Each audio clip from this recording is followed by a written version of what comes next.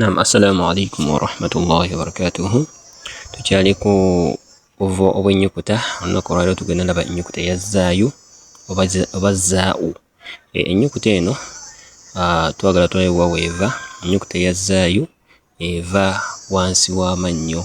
Okwata tiipu y'olulimi, katiipu ak'olulimi oba olulimi luno gye lukoma eno mu maaso n'okateeka wansi ku mannyo aga wansi, okakwata n'okateeka emabega w'amannyo, ku mannyo aga wansi, naye wansi ddala gye geegattira n'ekibuno ekya wansi, we wava ennyukuta eya zaayu entuufu eyo abamanyi baffe ba tajwid gye batusomesa mu bitabo ebya tajwid.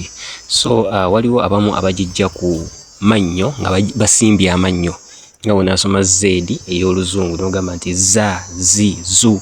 Nga olaba amannya ago gasimbiddwa, so naye eba si ntuufu, era teba zaayu entuufu. Waliwo abamu abagisoma nga bakutte ate olulimi ne baluwanika ate eno waggulu ku kabaati munda eno waggulu ku kabaati nga w'olaba ono waagisoma.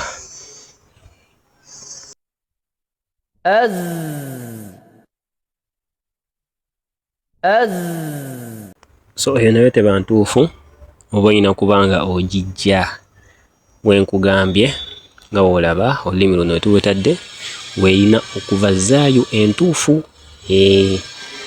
So kati katulabe we tuba tugitadde mu bigambo eby'enjawulo tuyinza kugisoma tutya insha Allah.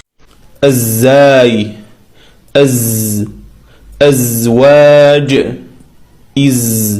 wizra,